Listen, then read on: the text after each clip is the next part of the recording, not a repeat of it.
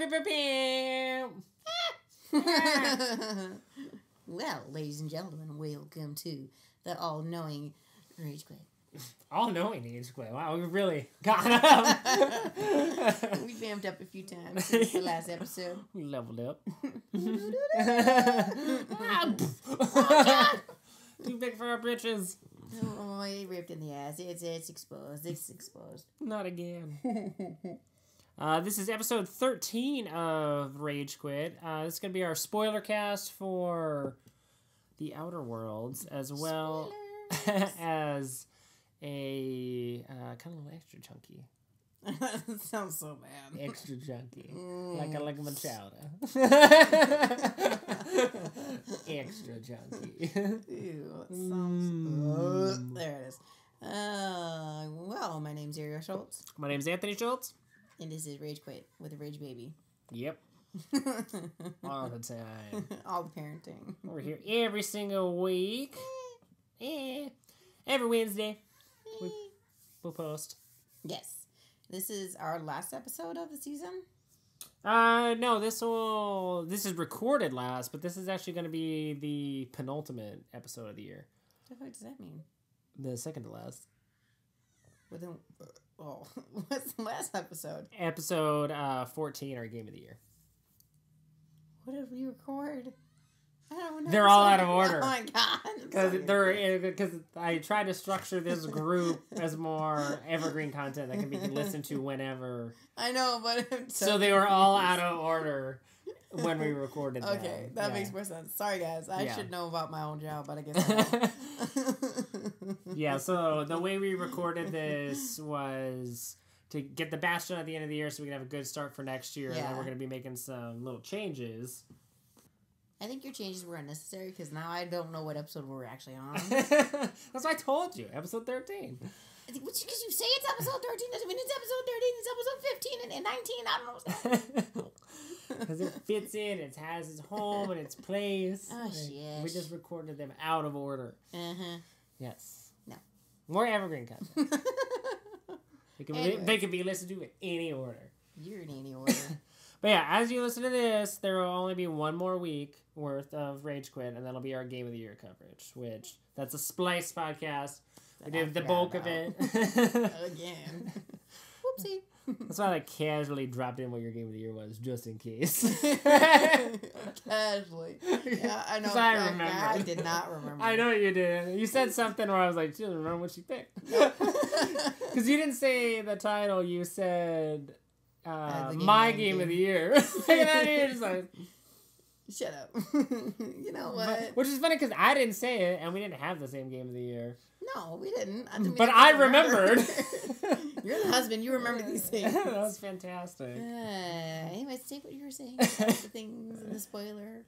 Yeah, but we did this last batch for the end of the year.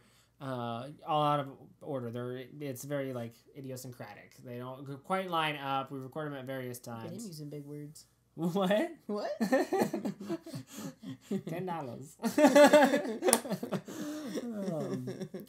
But I did that on purpose so that we could again have evergreen content that you could listen to in any order, and so they could be recorded and at any time, really. Yeah.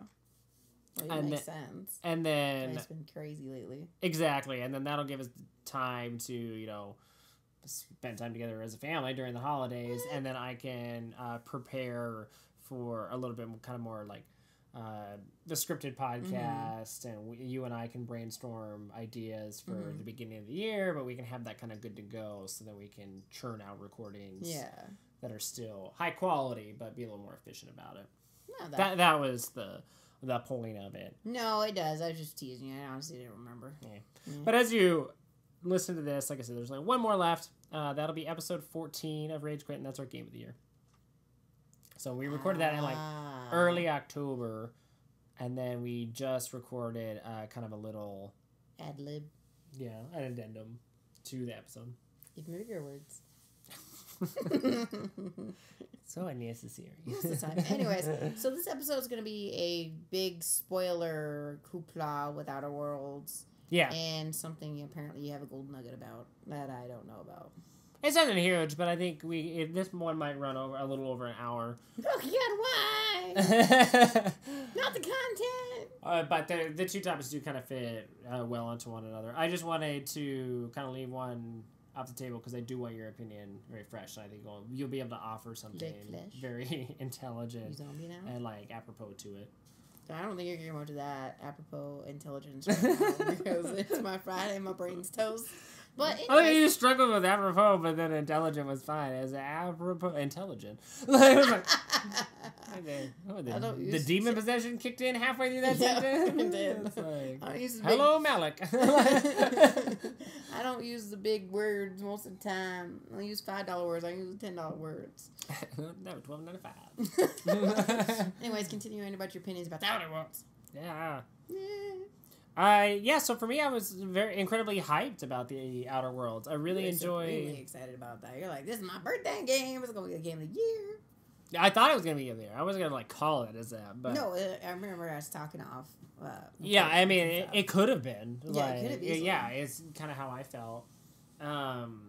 Obsidian, Obsidian Studio, who created the Outer Worlds, is a studio that's been around for a long time. Mm-hmm. They did the original Fallouts. Yeah. Back in the day, they like the first two before Bethesda got a hold of it, and they've done Pillars of Eternity, I believe, very like complex, like kind of RPG, and then they did Fallout New Vegas when Bethesda had it. Mm-hmm. They still have it, but they let them kind of do it in between.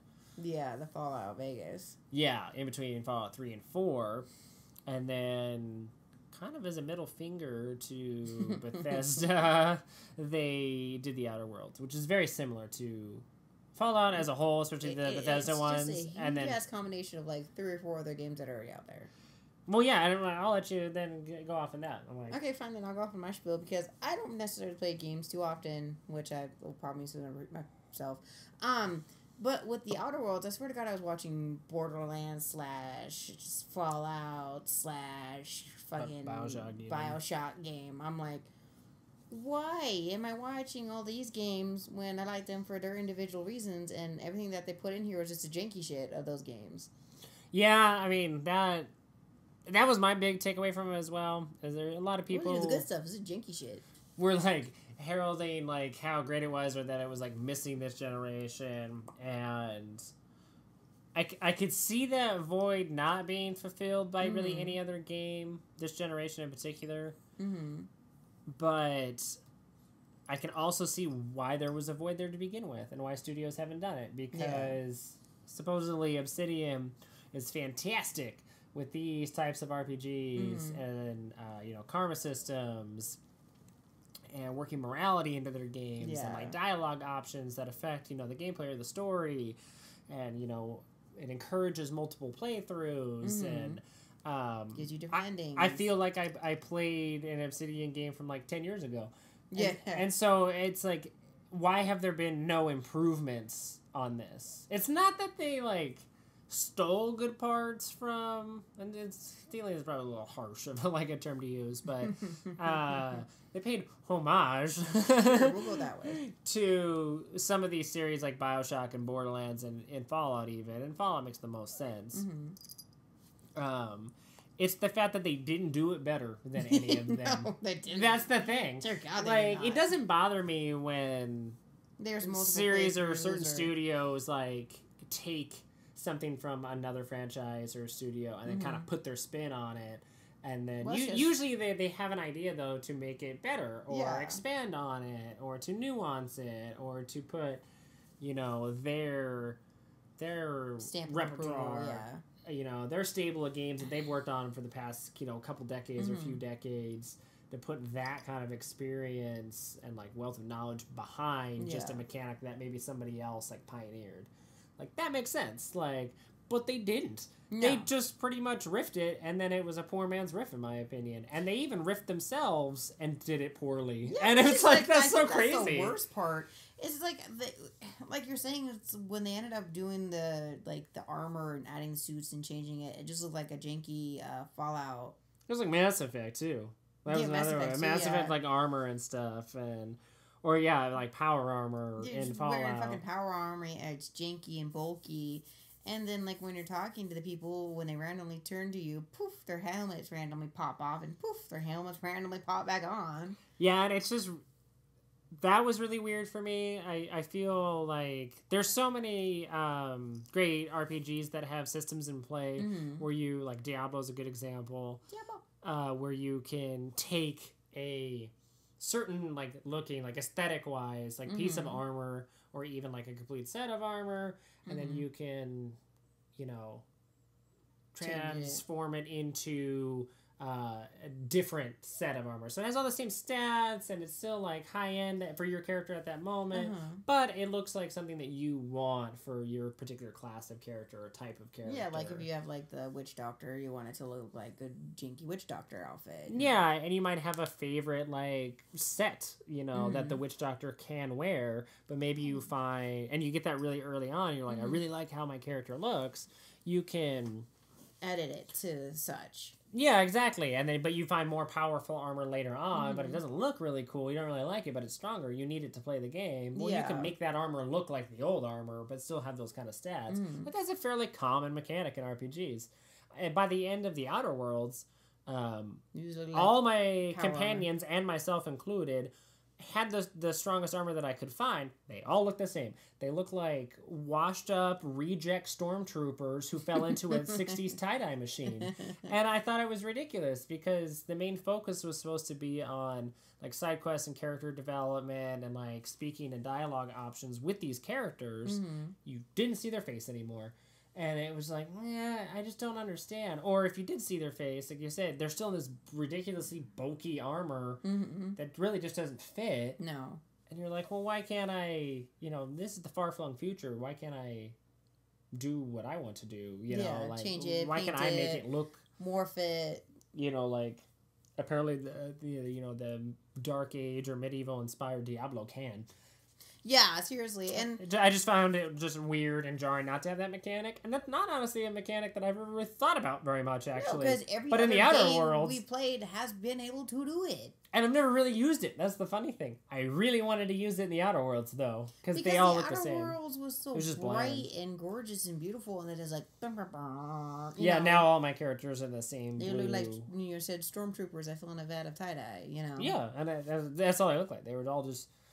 various shades of like blue or yellow that kind of fit the color palette of the rest of the game, but they all look the same. Like, and you couldn't tell them apart. You know, I had to make sure and look at the names underneath when I was selecting what companions to take when I would leave my ship, because they have on that screen they have their helmets on. You can't see their faces. You can't see their faces, like, so I'm like, okay, I want to take Ellie with me. Okay, that one's Ellie. I need to get that one. Yeah, and it's just like, you know, when like the other games, you can see their helmets or their helmets are off or whatever.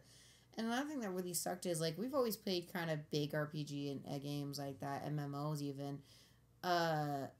Right off the bat, right off the gate, with all the jankiness, all the bugs and stuff, because it's just games. That's just how they are. Yeah, especially nowadays. I mean, I'm not going to beat around the bush. Like, developing a game, like, I'm fully aware of how complicated it is and how big these teams are and how much money goes into it and the technology behind it. Always something that fucking gets missed. Yeah, and bugs don't bother me as much because of that, especially... real bugs bother me. But... Real bugs bother you? Yeah. Roaches? What about lobsters? Yeah.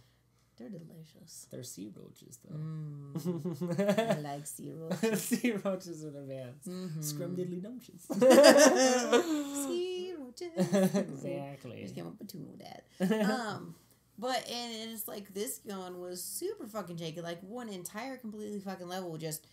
The voices were off and echoed itself, and I'm like, what is that sound? As if something was grinding? There was a lot of audio issues, which I'm sure will eventually be patched out. And so, you know, one of my big arguments for Days Gone being my game of the year is how much that game... Like, I didn't have really any issues with it when it first started, but I know other people did. Yeah. And now that stuff's been patched out, and then they found all this free content added on. I think that adds to the overall game. And I'm hopeful the Outer Worlds will do the same kind of thing. So I have a hard time knocking it for that. It was annoying, though, on a first playthrough. I'll definitely give it it's not that I did it once or twice. It was through the entire fucking level. There's this grinding sound. I'm like, turn that off or quit playing the game. Yeah. No, it was obnoxious. Especially for a game that is very, like... language heavy. Yeah, exactly. It's very like focused on dialogue. And trying to focus, make sure you pick the right dialogue and go the right route. Yeah, and how you want to play the game, and like what can you do, and what can't you do based on how you've upgraded your character and all that good stuff. And then if you really can't concentrate to even read through it, much less hear it, and it definitely like lose its luster. It ruins it a little bit. Yeah, because it's very much focused on that. It'd be like playing like Rock Band or Guitar Hero back in the day, and then it was like, you're hearing the beat for like Thriller, and then it's like Smash Mouth lyrics, and you're like, you wouldn't accept that. That would piss you off. I gotta think of two things that made no fucking sense together. I almost went Sum 41 for some reason. Like, I don't know why. High school brain was like, go. Young me. Oh god, no. But no, I mean, it was still a good game, but it just, like, the ending made no sense at all. Where the fuck did the main boss come from? Who the fuck was she? Oh, yeah, that was bizarre. I guess this is a Spoilercast. I'm like a little reserved and talking about specifics. Reserved, you bitch. But take it off. I meant what? What? But yeah, that was bizarre because the board, like the capitalistic board, is like seemingly the main villain throughout the entire campaign. And they talk about the chairman of the board, and he heads one of the companies, and that company pretty much like is, has a little bit more like clout or credence because he's the chairman of the board and the head of that company at UDL. And so he has thus control over the board pretty much. And they talk about the Chairman Rockwell. His face is all over, the Halcyon, which is like the solar system that you're in. And I thought that was it. I thought the chairman was it. Well, no, there's this gal who pops in and asks you to turn in the guy that you can choose to work for, Phineas Wells, or not. And then you see her at the end, and then she's the boss, and that's it. Like, you don't come across her ever. You don't hear really much about her. No. Like, there's no... I read through all of the computer entries that I came across, too. Yeah. Like, there is little to no mention of her. There's a lot about the board in general, or specific companies. And it makes sense. And there's a lot about UDL, and that's all the armor that we talked about that looks all the same as all UDL armor. Yeah. And then Chairman Rockwell, where you actually go to his office, like... Which was a sad boss, too. You just talked your way out of shit.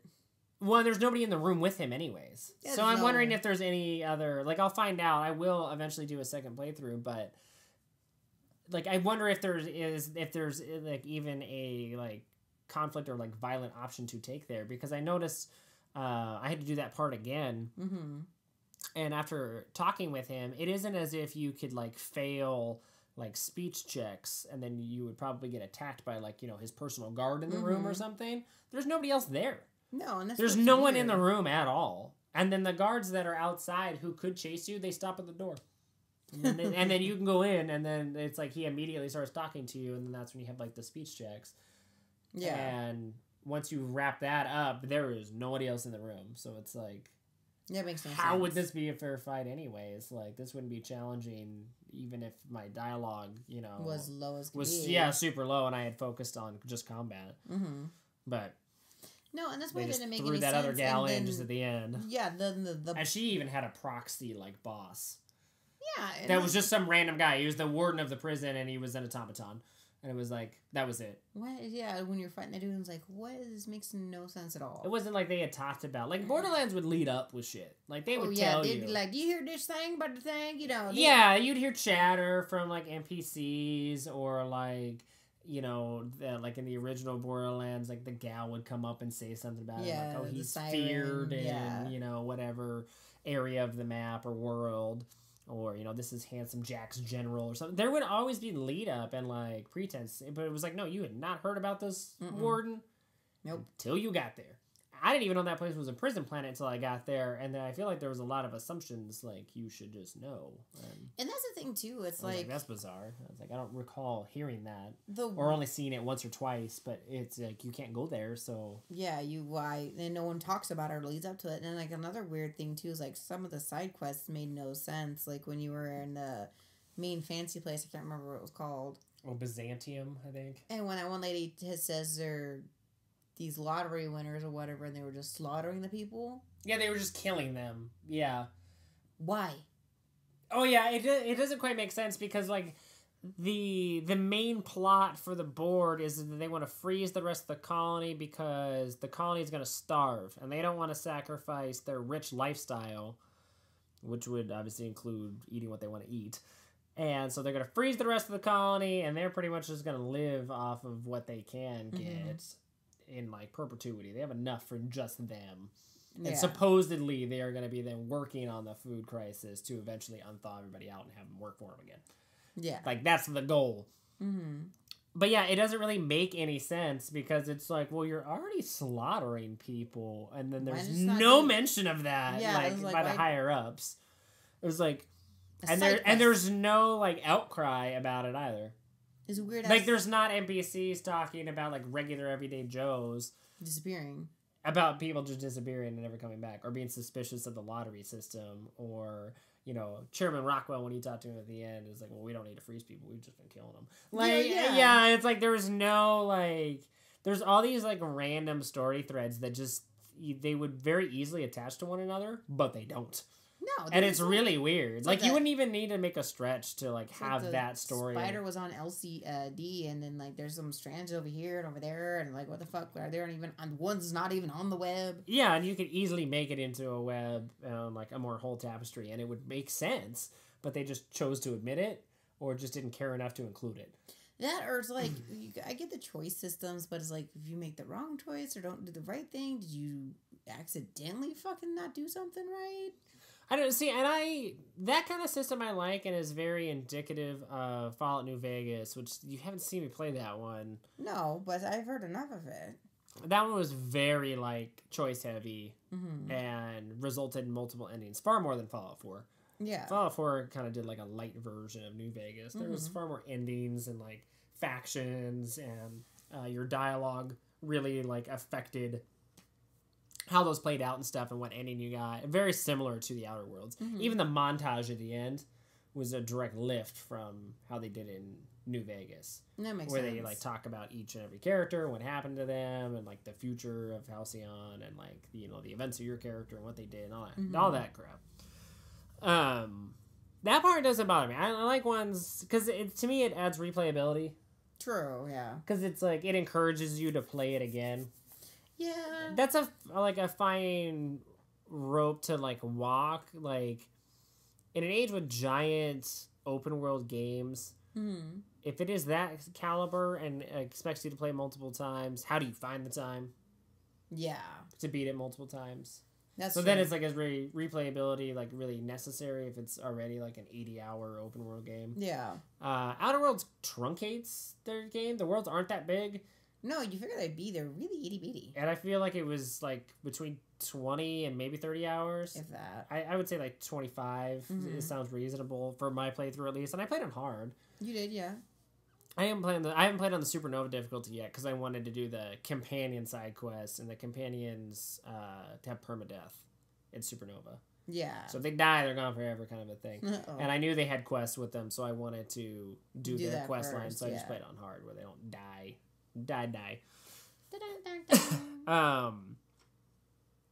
But yeah, I understand why they like shortened it. I get that, and it does definitely encourage you to play it again because it is so short. Yeah, but it doesn't really flesh out the stories and the plot holes. Yeah, and that's what I'm getting to. I would rather prefer only playing through it once. Yeah, and have it just be bigger. Yeah, instead of having to play through it twice to see all the different options you could take, but not really having a very well rounded out story, like levels and story. Yeah, because it's just like there's just so many plot holes. Half the time when I was watching you play, I'm like, "What the fuck are you doing? And where are you?" Well, and they look the same. It was it looked very colorful and it was pretty and it was a good contrast to Fallout. Fallout uses a lot of like grays and kind of like earth tones. And it kind of makes sense for the end of the world. And it does, yeah. It definitely fits the tone of the Fallout universe perfectly. But it was refreshing to see a very like colorful and like vibrant environment. Features, yeah. But again, we do have Borderlands, which is very colorful and has a very unique art style and like stands out and pops as well, and is kind of an antithesis for, you know, a science fiction, like, you know, pseudo-apocalyptic game. Yeah, exactly. That's what the Outer Worlds was trying to be, but we already have another fantastic, which has better shooting mechanics too on top of it. And story. And story, yeah, which is true. It's like, I'd rather play Borderlands over and over and over again and listen to the same story. I have. Is what I mean. Yeah, but once I finish, I know I will go back and do Outer Worlds and play another round of it. But Borderlands I played like back to back to back and enjoyed it, and I've gone back. You and I have gone back even, and it's like my third or fourth time playing the game. I'm excited to play that game still. Yeah. The Outer Worlds is kind of like, I'm gonna move on, and I went back to Medieval. Yeah, it's like I went back to that, and then the Evil Within 2. You went back to Medieval, the $25 game, the $10 game. Yeah, exactly. And I was like, whatever, not that big a deal. But yeah, even though they use that wonderful color palette, all the worlds look the same in my opinion. There's like just very small differences. Like Monarch, which is like one of the main moons and probably the biggest level, looks like forest just like Terra 2. Yeah, which is where the planet you start out on. And then you go back, and Byzantine, which is not a separate place, by the way, it's on Terra 2. I'm like, why? I expected in my head the way they made Byzantine, like, or Byzantium, sorry. Byzantium sound, I was gonna like, oh, it's gonna be like its whole, like, moon or something that is just all one gigantic city, or like some crazy space station or something. Yeah. That was, like, far removed from everybody else, you know, from the plebs below them that work. And it was like, oh no, you know that like secret settlement where they're just making diet toothpaste, and then the one town that you could like possibly fuck up and drive into ruin? Yeah, the rich people are right on the other side. Like, and I was like, okay, well, again, it's like plot wise doesn't really make sense. Like, sorry, like, why the fuck am I here? It's like they did a good job with the Groundbreaker. One of the colony ships retrofitted as like a city or a port, and it's like they are like the free people, like they don't work for the board. Made sense that they were on a colony ship and they weren't on any of the planets that had been colonized by the board. Yeah. So it's like I just naturally assumed that Byzantium would be like this fantastically beautiful like moon or separate world or something. And I was like, nah. Well, that and the fact that it's like it doesn't make any sense either. It's not that you go back and forth between the planets, but they really don't offer much to build on after you're done. No, it was like I pretty readily did the side quest as I did the main story missions, and that balance and pacing there was pretty decent. But yeah, there's no endgame content at all. No. It just encourages you just to replay it completely over again, and it's one of the reasons I didn't go back to it immediately because, and I'm hopeful that there will be DLC or patches like Days Gone has done. Because Obsidian is really well known for doing good DLC. That'll remedy that for me, at least. But right now... You can't even go back and play. It's like there's nothing else. It just starts you right before the end boss. Yeah. And that's it. Like, there's a point of no return. It asks you to save. If you beat the game, then and then you say load game. It just loads you back there. And that's it. That's the last time it saves, and then it kind of calls it a day. There isn't like, oh, these other side quests opened up, or this whole new world opened up. You can go explore this if you want to. Yeah. And there's people there in quests and stuff. Now that you've, defeated the board or, sided with the board, whatever you decide to do kind of a thing. It's like, I feel like Phineas Wells or the board could be like, here's a nav key to Olympus, and now you get to go like explore that world. And then there's they're like 5 hours of like quests and searching that world or something. Well, there's nothing. It's just like, nah, you're done. You can replay the end mission if you want, or we'd rather you just like restart the entire game over, which you just played, and then you're gonna know all the decisions and do it again. Well, that and the fact it's like not to be a dick, but this is how I am. If I know a game's got multiple endings, I'm going to read which one I want to do. And then I'm going to just watch the other endings on YouTube. So, it's funny that you bring that up because I didn't do this with Fallout New Vegas, but I did do it with... I did it with Fallout 4 for sure. And I in part did it in Fallout 3 in a different way, though, because that one had a karma system as well. And you fucked it up. I picked up one of the trophies for it, which I still have never gone back and gotten, but bastards. Yeah, at the point of like no return, that save usually. What a lot of gamers will do in those kind of games, they just put hard save points in throughout the game. Yeah, and so then it's like, as like huge decisions come up, usually it auto saves beforehand. So then you reload to that save, you create a hard save outside of the auto save, and then you go through that big decision, and then you pick one path that you want to pick. And then you rewind and you just go back to that hard save you made whenever you want. You can even do it at the end of the game after you've already gone through everything, as you've just sprinkled these hard saves throughout, and then just make a different decision. And you get to play through all of them without playing the entire game again. And that's how I got my platinum for like Fallout 4. I did all the endings that way. I didn't play it completely over. The goddamn village. And that's what I needed to do with New Vegas, but I didn't, for whatever reason, I didn't do it with that. I just did one ending, and then I had to completely start over. But that's what I mean. It doesn't even give you that option to do that. Do a hard save. And you can do a hard save. Well, but you don't really... They did a better job intermixing in like the serious decisions. Yeah. Now I could probably pick them out. And you could look at also the trophy list or the achievement list. True. And then just do a hard save and then go through it that way. But it's kind of like, eh. It's too sprinkled in, though. It's too mixed. It was too intermixed in. The Fallout ones, usually it was just the end. And it would come up and say the same kind of thing. Like, but you could change, because it was open world, you could change how certain factions viewed you. So you could, like, backtrack. Like, if you were in with Caesar's Legion in Fallout New Vegas, you could quickly make them hate you and then have, like, the NCR really like you and do that and like the only time one faction didn't like you in Outer Worlds is because you destroyed their planet and they ended up starving. Oh, the settlement, Edgewater. Yeah. Well, and that that was Spacer's choice, but then by the end, because I pretty much just played along the lines of what Phineas Wells wanted. Because I figured he was the good guy. So I played like the good ending, which it was the good ending. The board, which includes Spacer's choice, by the way, like they hated me at the end. And that was it. Everybody else loved me. Yeah. So it was like, okay, well, Dunsky, I guess. Like now and I just played that off the cuff. I didn't look up to see what the endings were or how many endings there were. I'm saying I'm the asshole that does that. I was just like, I bet this is the good ending, and I played through it, and it was the good ending. Yeah.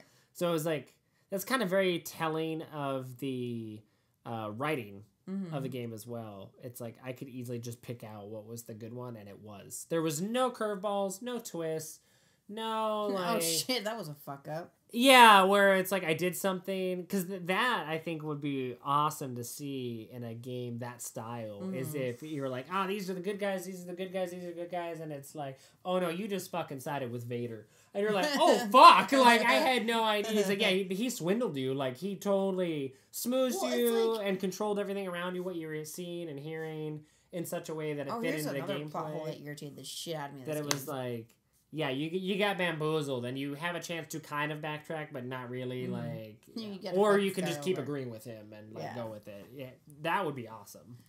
Well, like, another thing that irritated me, too, when you're in Edgewater... This is a giant cat on my head. When you're in Edgewater and you pick the botanical people, and how we were making the running joke of the reason why she got the garden growing again is she's stealing bodies and mulching them. It kind of seemed like it. Like, that was, like, alluded to. Nothing else was explained about that. No. Even in the end, like, little end blurb, it's like, no one could really figure out how she did it. Oh, yeah, they didn't even, like, give you that, like, little tidbit, even if that is the case, and I just didn't stumble across some information that said as such. Yeah. And then the other part of that was like one of the few choices where it was like, and it's the very first one you make, which is weird. You think that one would be more of a tutorial, kind of like, this is how the game works and plays. Yeah, no. It was like, oh, the botanical garden, the leader pretty much said that they would accept anybody and that they're a refuge. And then at the end, they're like, yeah, she didn't accept everybody. Like, Edgewater starved to death. Like, and then they just moved on. And you're like, okay, well, the reason I picked her is because I thought she would save everybody. And it was like, nope, she didn't give a shit. She was the evil choice.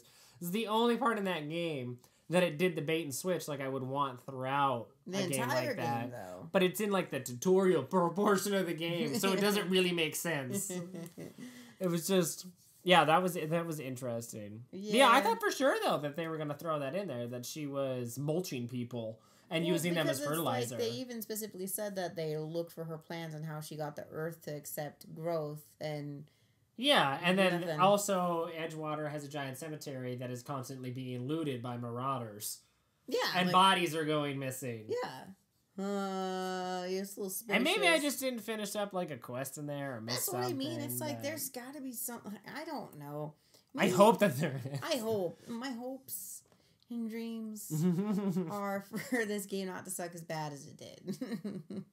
But I feel like it did. It did. It wasn't great. No, it wasn't. I mean, it was a good game. It was a solid game. I would give it like a 7. I'd give it a 2. I just don't think it's that bad. No, I'm being a jackass. I'd give it a 7. I mean, we're being very harsh on it, but it's like it. I'd give it a 6.5. I mean, yeah. I mean, I'm right in there. Yeah. I would totally agree. I think it was a decent game, but I don't think it was a great game that everybody is saying it is. No. And I feel like a lot of people are saying it's a great game is because they want to hate on Bethesda and Fallout 76 rather than them holistically reviewing a game. How dare they not have a proper opinion? What's not a proper opinion? But okay, this leads into like the other part that I wanted to talk about. All right, I think we spoiled the... Spoiled? Yep. I think we spoiled the shit out of the Outer Worlds and like expressed our like disdain or disappointment for it enough. Yeah. Spill it. Why are you like angsty about this? Give me the beans. Spill them. Okay, so when I was working as a journalist, I only did a little bit of games journalism, but I did a lot of like comic book and film and novel reviews. Like that was my bread and butter for like arts and entertainment. Nutella. That's so hazelnut.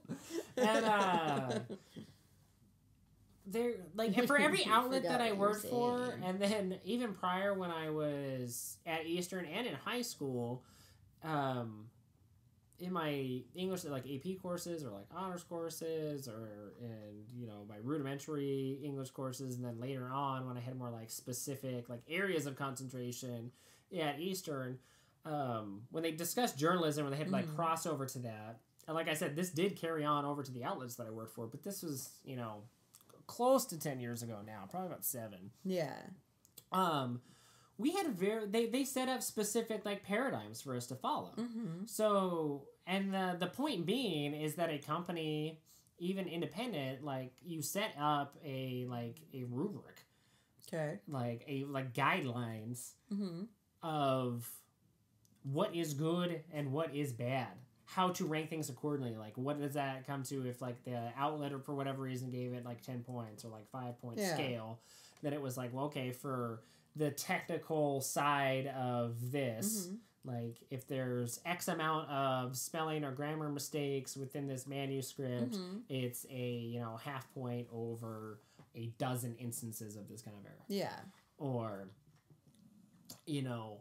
there might be other things. So it's like they might determine length. Like, is it the actual length of a novel? Because there are like define parameters for what a novel is or what a novella is or what a short story is, so on and so forth. Yeah. But anyways, they broke down what technical side they could to whatever artwork, and then that would be assigned to like a point scale or something to consider or like critique. Yeah. And then there was also then the more objective side to it that the reviewer would have to like more so grapple with.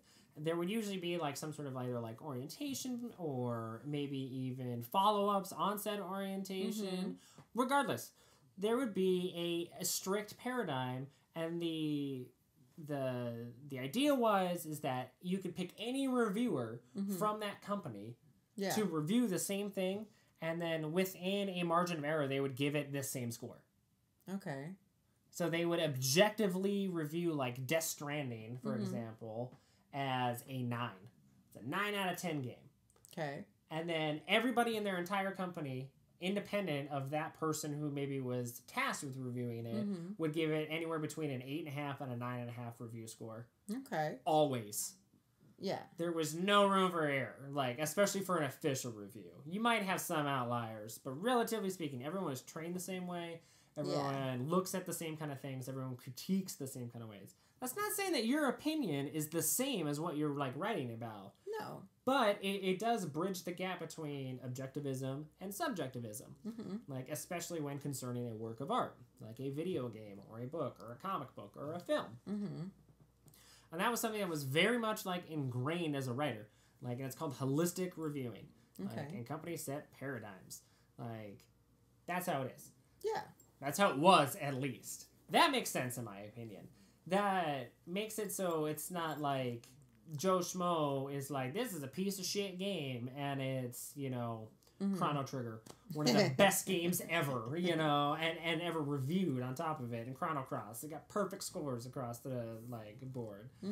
Does that kind of review structure bleed over into artwork? Like,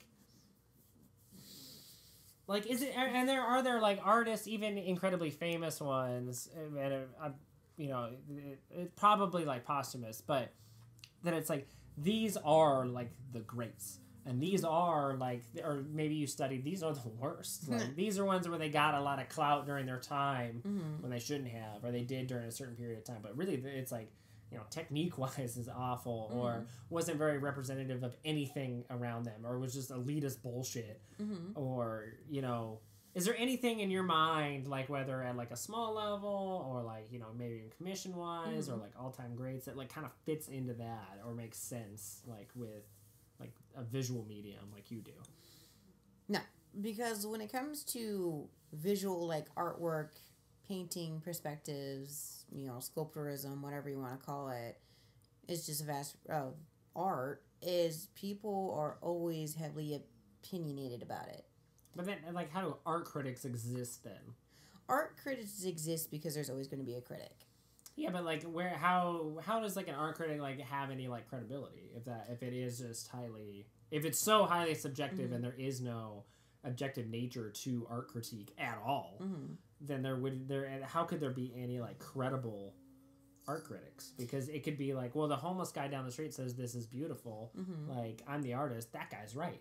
Yeah. Like, he's the art critic. You'd be surprised how many artists say that. But it's like, that person's not making, you know, six figures as an art critic. No. And doesn't have an art history degree. But, like, a person who has an art history degree who is, like, going around and, like, that's great or that's awful, like, and doing write-ups about it. Like, why is that person's viewpoint, like, more important or more correct, it would have to be, than the homeless guy? Because they, like, with anybody who has a degree or some quote-unquote education, has, you know, done, you know, let's say research into a certain genre of art. But the thing is, with artwork, if, you know, especially back in the early aughts, you know, the 1800s and whatever, if... Well, the early odds is that's like 2000s. They're all lots. Anyways. They're all lots. Anyways, the early art prospect is because art critics are a little harder to explain, and it's the funny part that they are. It's because, you know, with gaming journalists, movie buffs, journalists, they have to have some varying degree of, not necessarily education, because it's the same with the art, but they have to, I don't know, I feel like with that, have, you know, played a game, done, you know, read a comic book or something. Artists, critiques, don't necessarily have to have done any kind of art. They just gotta give their opinion. Yeah, but just because I reviewed, like, films or video games, so I've never made a video game or made a film. No, and the thing is, like, this, like, with, like, books is a little easier, I agree, because you can be critical. Obviously, most artists are critical of their own work, so, like, if you're critical of yourself as a writer, you can therefore usually be critical of other people as a writer. And I feel like with, like, art critics, I was just wondering, like, how it exists, like, how that, like, functions, like...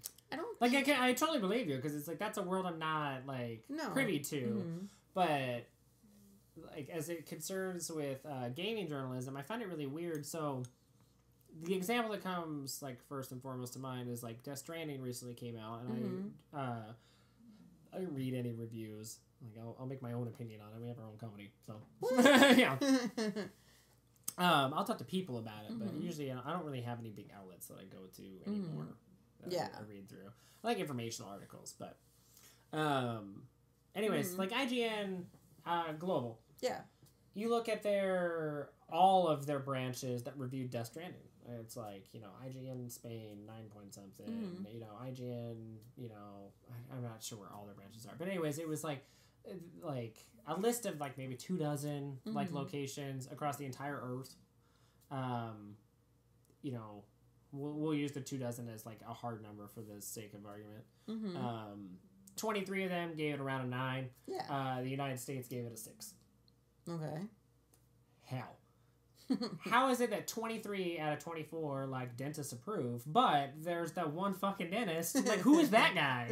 Like, and of course it had to be the good US of A. Like, it just doesn't make any sense to me. Like, obviously there is a paradigm that exists that IGN follows, and internationally they all followed it and got about the same score independently of one another, and then just relate it in their own terms and their own native language and in their own press.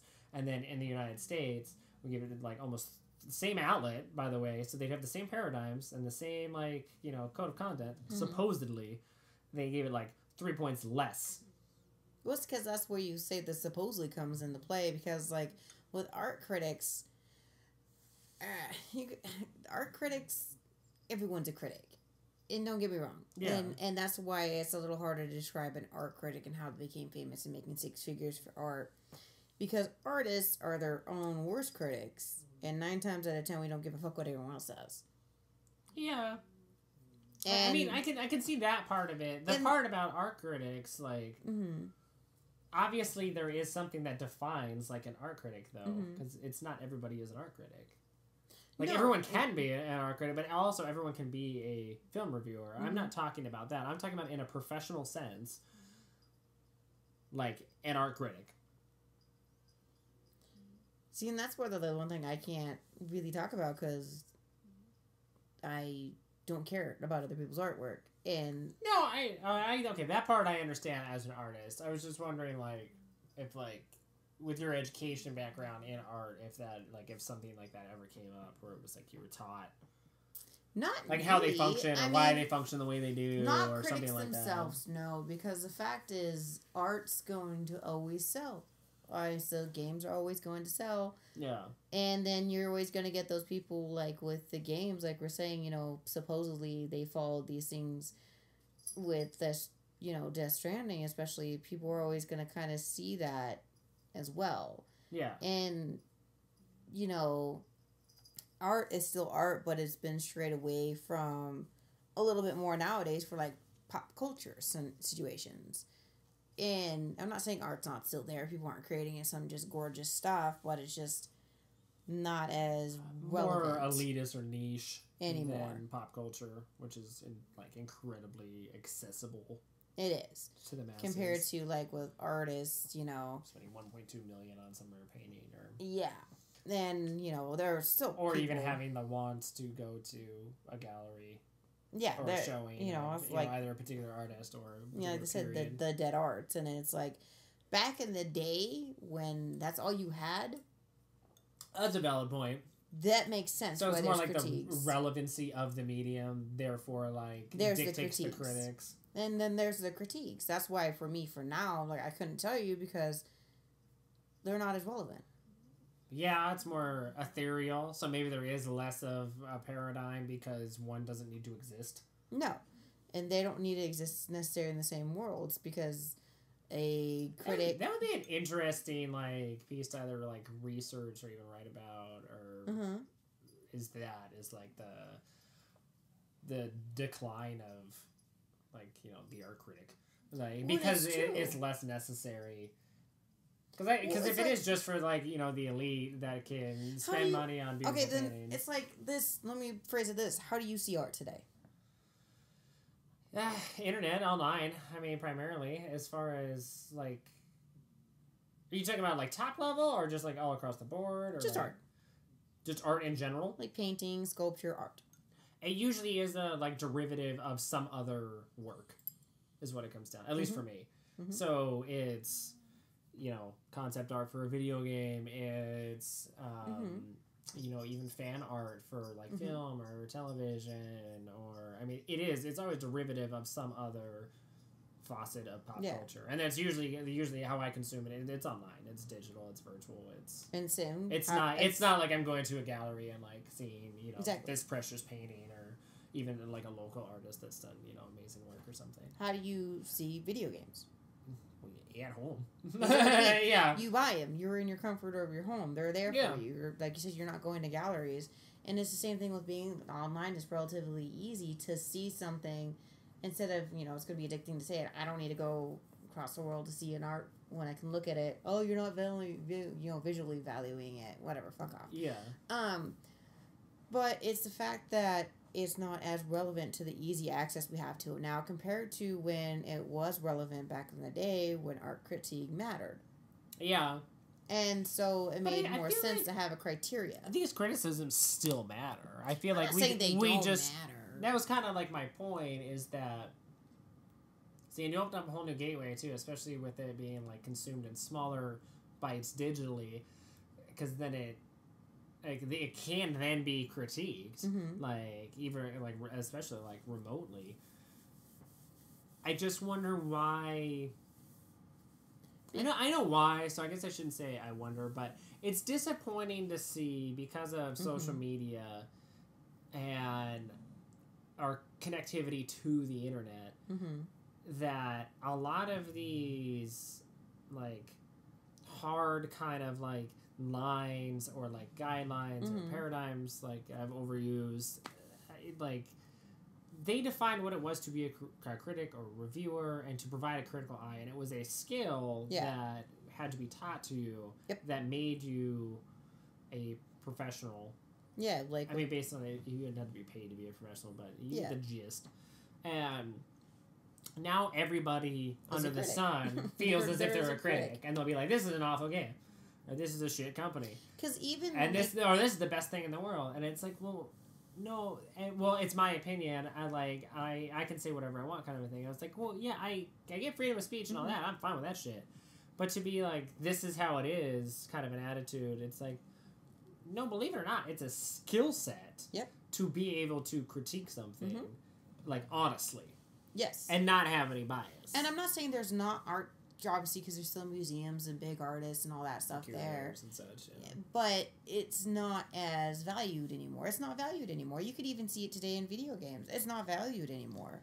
There are a lot of things not valued anymore. And that's where you see the big shift, because yes, it's awesome to have the interwebs. Yes, it's amazing to have the access at the fucking... I have my cell phone right here. Boom. I can look whatever the hell up I want. Yeah. You ain't gonna go to a museum and look at my artwork.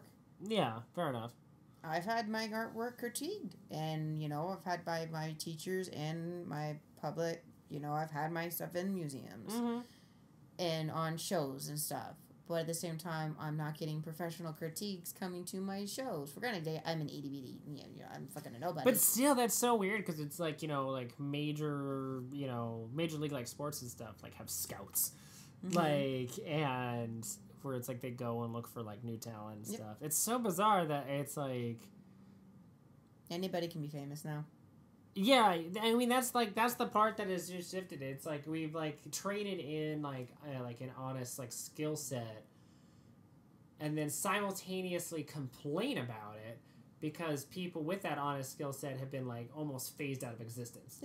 Like they're just drowned out by the masses of everyone saying, it's a 2, it's a 10, it's an 8, it's a 5, it's a 4, my opinion's right, your opinion's wrong, and then getting into these silly squabbles, and then bitching and complaining about these outlets. And the artist is sitting here like, wait, I just painted a painting. As a 7, always. Or as a 10, always. Or as a 1, always. Like, objectively, actually, like, it is that and exists in that no matter what. Because once the piece is done, it's like, you're never... going to be adding to it to make it better, really. No. And you can never detract from it to really make it worse. Like, as far as, like, a whole piece. You can. I mean, you could destroy it, it's like, you could throw pasta sauce at it, Like, an Andy Warhol. Pasta. But, I mean, like, it's like... It's and pasta. Rasta and pasta. But, on the whole, that piece is complete in that moment and is done. So therefore, it should actually have like an objective like rating. Really, is what it comes down to, or at least viewpoint. Good, bad, ugly, for worse, whatever it may be. And the critique, regardless. And then you move on as an artist. You try to either improve or do something different, and then whether that strikes the pop culture zeitgeist at the moment or not. That's the problem. Can really play into your like financial success, but is it really like is that guaranteed then to become a timeless classic? Like in the world we live in now, probably not. No. Like so, it really doesn't matter. I'm just tired of getting drowned out by wannabe critics. And that's problem. Really what's like irking the shit out of me. And that's where when you and I come into play, and I can tell you the differences because everyone's a critic. And I agree with that. I see that as well. And I know you see that, but I see it, I guess, more from my background as an artist and going to museums and actually viewing the artwork and not sitting on my phone and saying, that's a pretty Monet, Yeah. Granted, I've never seen a Monet. That's just an example came to mind. Yeah, no, I understand. And the fact that, if we had the opportunity, I would like to still go look and go to the art museums and view the old and the new and the pretty and absolutely. the odd. And I would as well. But people that may not be my, like, top level of interest, but that is something that is up there. And the problem is with video games, and you just click a button, boom, it's on my screen, I can download it and play it. Oh, I hate this game. For good for fucking you. Where's your skill? Where did you learn to grade the quality and the gameplay, the quality and the coloring, and the quality and the structure? See, and that's the part that, like, that's why I specifically try to pay attention to, like, what studio makes it, what artist makes that, who's the game director, because those people are artists and have pedigrees. Yep. So, which ones have, like, leadership qualities to be able to, like, build a team to create a great game. So if a particular game director moves studios for whatever reason, is it more advantageous to keep track of the studio's pedigree or that particular artist's pedigree, and that's why, but you can, everybody, can be a critic, but you can still be critical of video games. And I'm not saying that that's not your opinion. The train went off the tracks. Just rumbling through the gravel now. Railroad ties are flying up. I'm not saying everyone's going to like my artwork. Fucking but people are always going to love it and want to get it. No, I know that as well. I'm just saying, like, your reason for, like, everyone can be a critic for a video game because you just pop it in and, like, look at it. But I think you can be critical of video games because then there would be, if that was, like, the rule, then nobody could critique video games because it's the only way to consume a video game. No, that's not what I meant. I apologize. I mean, it's kind of like your artwork and stuff. Just because I look at it doesn't mean I can critique it. No, that's not what I paraphrased. Even in person. I paraphrased it wrong. What I meant is the critics have an actual structure and what they're supposed to follow. Yeah, for sure, they probably don't follow it 100%.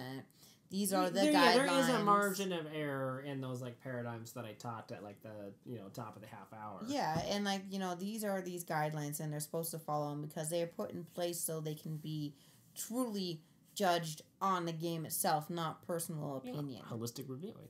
Why don't that word, by the way, I never fucking see around when people are being super critical of something, anything really. It doesn't even have to be a video game per se. Never ever talk about it. No. Like, holistic reviewing is a thing. Like, and I just don't understand why people have forgotten it. Yeah, and it's as simple as it's like it's a lost art unto itself, and which is the shitty part. And it just that's what makes everyone a critic. Yeah, and it just drives me crazy because then everyone is very self-entitled because it is their opinion. Entitled? And yes, exactly. Okay. And it just gloss over that.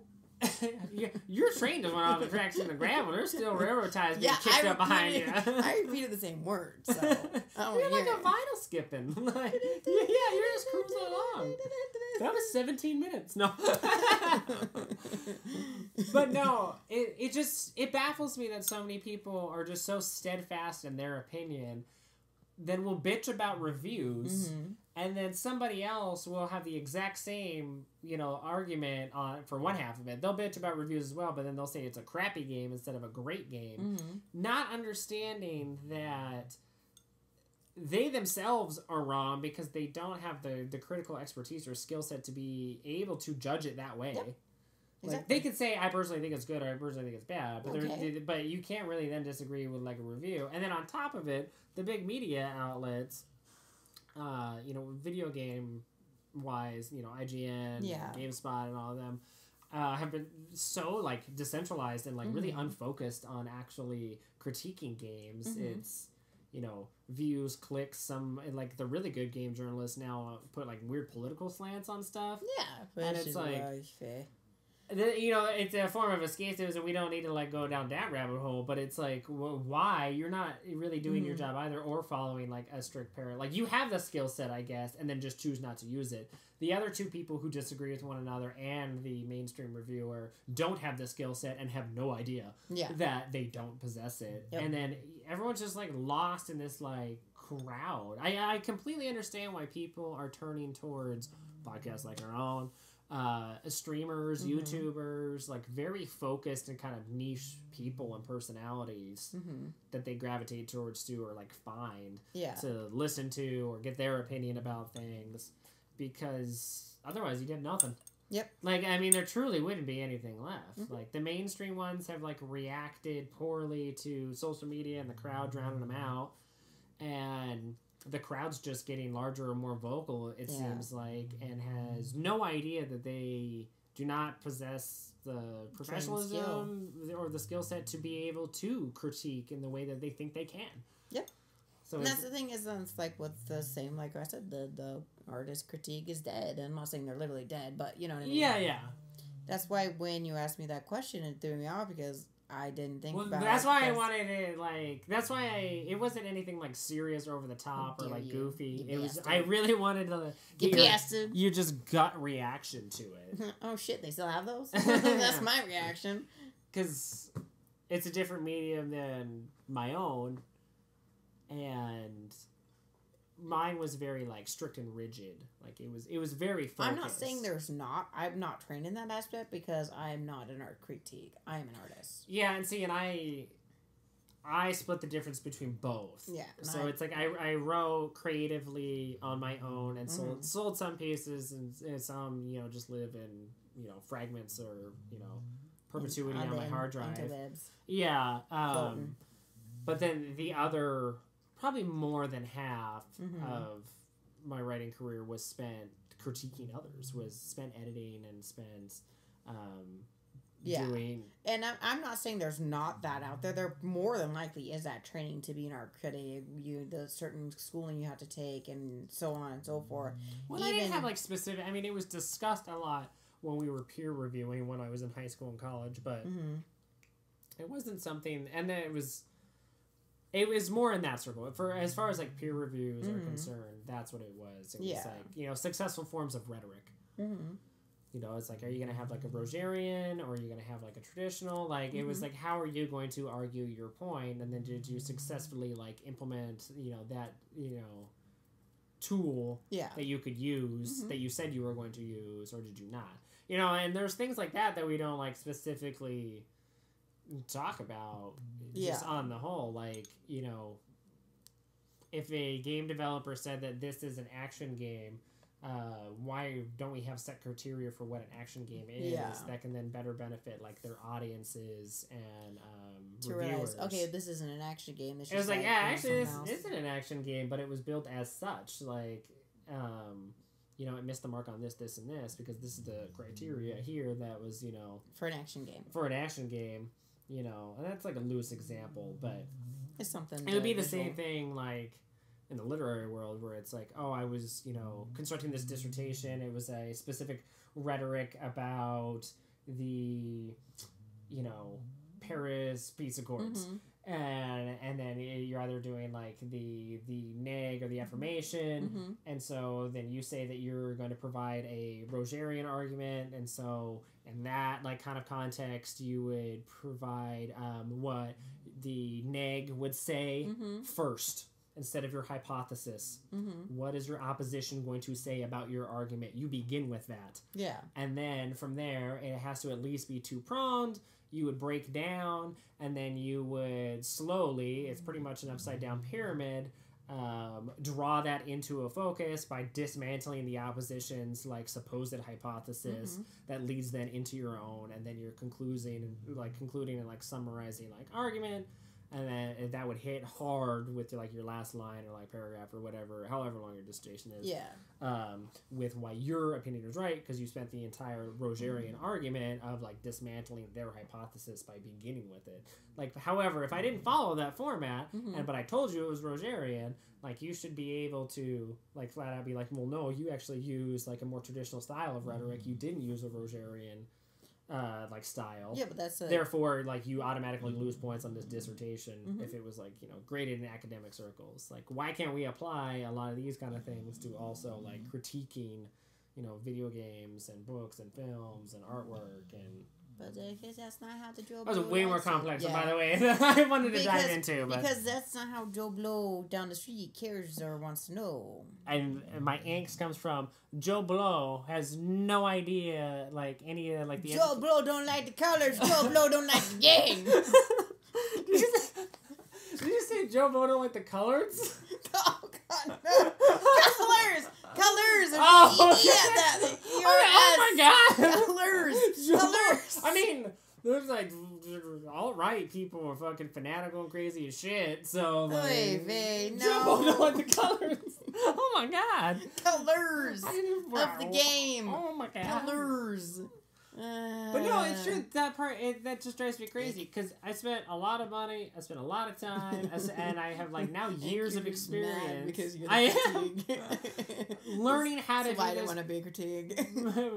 How to do it properly and getting paid to do it properly, and then there's some fucking dick on Twitter that's like, no, it's a 2. It's like, and all I want to do after all this education and all this writing, all this experience is be like, you're a dick. Like, and that's like all I have. Like, and it's just obnoxious. It just drives me. And then it just becomes that though. It's just a shouting match. Like, yep. And sticks like, bigger. Yeah. It's like, welcome to the world of artists. I just don't like it. Yeah, like I haven't been indoctrinated. Nope. No, I know. But this is like, and that's like for me. It's like I always have my opinion. Fuck, words combining opinion, but I'm not my pertaining opinion. My pertaining. I have my. It's like a minion, but with more peas. Shut up. I have my opinion, but I am not a critique. A critique? A critic? Oh my God. The hamster dead. I'm done with this podcast. Oh, I feel like we fulfilled the fulfillment. Go away. I think we have fulfilled the fulfillment. I think it's been about an hour. It's been an hour and I hate you. It was a good fucking podcast, though. Anyways, well, I feel like that's a good wrap up. Yeah, I mean, that's our spoiler cast for The Outer Worlds. And a random dive into of critiques and how bitchy everyone is. Yeah, and my draw between those two, I used Death Stranding because I feel like that was a more appropriate like argument.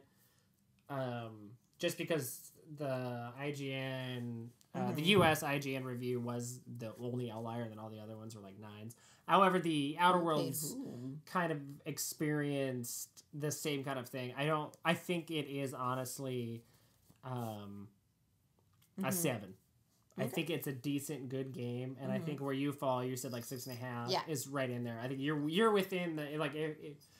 If we say that like my 7 is correct, you fall within the margin of error, and then vice versa. If your 6.5 is correct, my 7 falls within the margin of error. Exactly. So, I think we're on the same wavelength, and it's like we have training. Ooh, drew up like a pros it's and. A 2. You're a dick. No, you're a dick. You're small. Anyways. But I think the 9s and the really like near perfect scores that it was receiving is unwarranted. I think it's a gut reaction to Bethesda and Fallout 76. I think so more too. Than it actually being a great game. Yep. Which makes it then inherently biased. Yep. And not a true critique. Falls outside of the realm of a true critique or an honest criticism. Yep. Death Stranding was just a more like concrete example. But that was my tie-in between like art critics or critics of the written word. The written word. and the Outer Worlds. And so that's kind of why I wanted to put the two together. Yeah. And do the Outer Worlds Spoilercast as well as a healthy discussion of critics. Healthy. It's quite healthy. Healthy. Healthy and happy and fancy. I agree. No, Gumbalicious. Delicious. No, Gumbalicious like Gumby. Oh no, Poke! But yes, but I feel like that's definitely a good going to. Again, my name is Ariel. My name is Anthony. This is Rage Quit. Yeah, episode 13. We will be back next week. I did want to make this podcast in particular a little bit longer, so it worked out. So hopefully you guys will receive this as a kind of a meaty, content packed Rage Quit podcast. And then next week we're going to have the Game of the Year 2019, our official picks for and they're not the same. Nope. We're individuals apparently, supposedly. What? When is it? So ASI does not have a Rage Quit in particular. Does not have like a one and only Game of the Year winner. Well, yeah, we definitely. I think it's Thunderdome style. Right. Yeah. Wait till December. Yeah. Oh my God! I beheaded the snowman with a giant Q-tip. What? You watched the show Gladiator? No. Or it was like American Gladiator. That's what I was thinking of. No. Really? From the 90s? You never saw American Gladiator? I was born in the 90s. Yeah. No. Remember it was like you'd have like the red versus blue and they'd be standing on like almost a gymnastic balance beam and they had like what looked like giant Q-tips that matched their colors and stuff and they'd like wore it out and they knock them over to like a foam pit. It's American Gladiator. Off topic here. Yeah, a little bit, but I suppose you've never seen that. That was like a pop culture but I thing. remember what you're saying now. That's how we'll battle it out for Game of the Year. Oh, okay. Yeah, we'll do that. A big foam pit in the backyard. I don't want to do a foam pit. We should do a pit of snakes. Well, that's fine. Cool. All right. Black Mambas. What? No, beat me. But yeah, we'll have, it'll be a little bit longer than an hour as well, but we have like the bulk of the podcasters recorded. Mm-hmm. Where we discussed our Game of the Year, like contenders or kind of like overall nominees, and then we whittled it down for each of us and picked what we think is the 2019 Game of the Year for ASInquisitor. Yep.